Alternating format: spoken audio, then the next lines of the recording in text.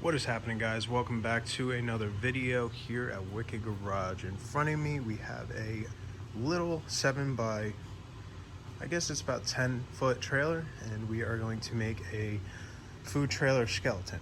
So customer requested, as with our previous video back in the day, we did another one for him, which is the red trailer, and we are making another one just a little bit smaller. So before we get into it, make sure you hit that subscribe button. And if you like the video, like the content, like the video, and comment on your opinions. Let's get into it, guys.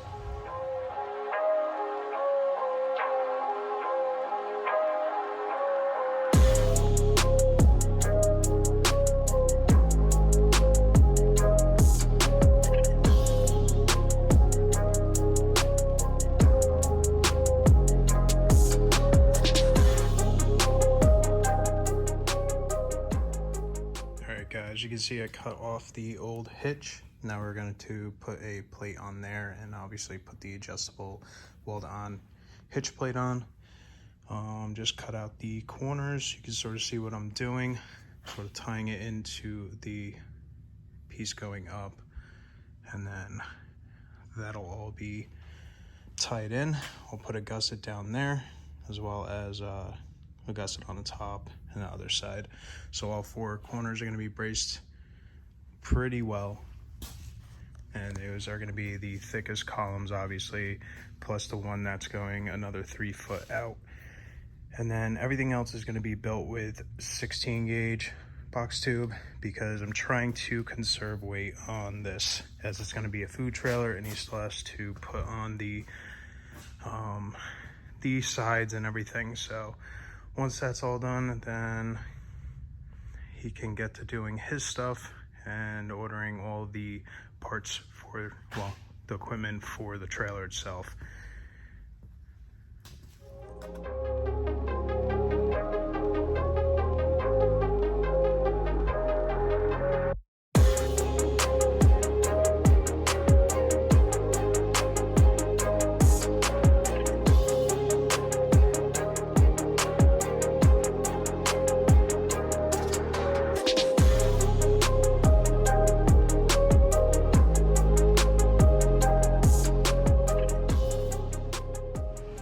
Alright guys, as you can see, we have the main structure pretty much all tacked up, squared out. Everything looks good.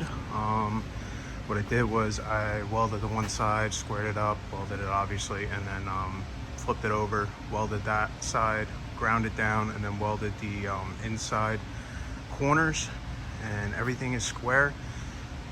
I got a buddy, he came over, helped me, sort of get it up there onto the post, and then I pretty much just took some magnets and squares and made sure everything was good.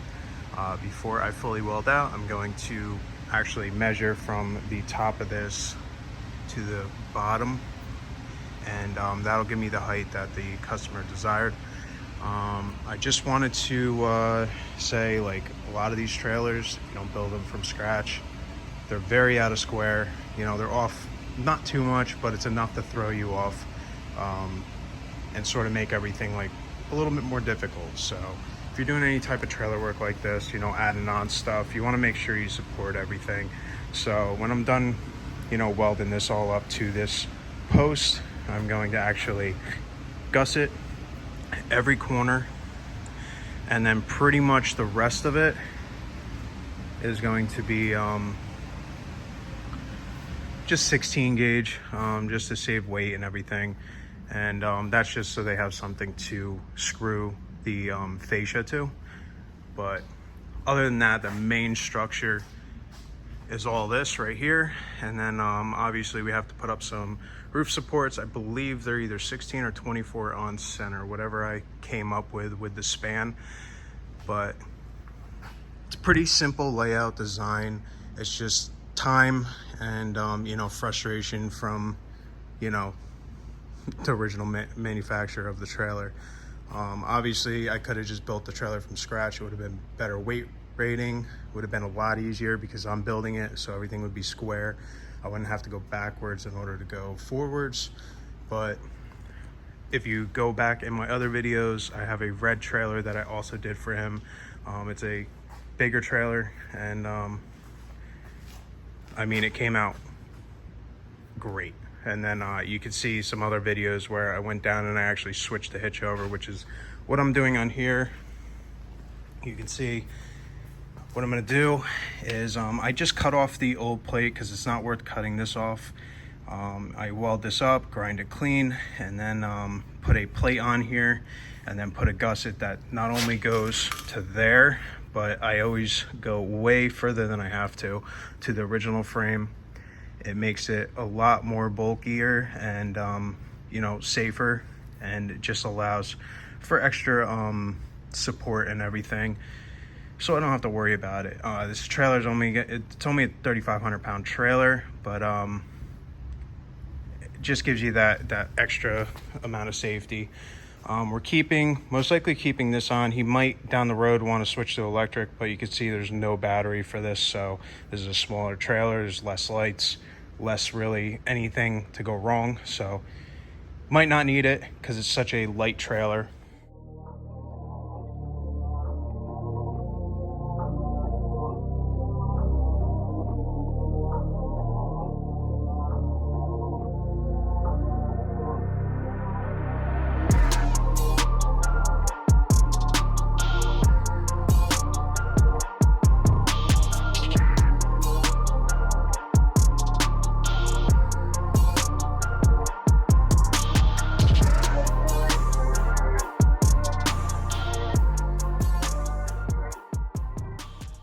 All right, guys, as you can see, we have the openings, everything's all tacked up, squared, good, where it needs to be.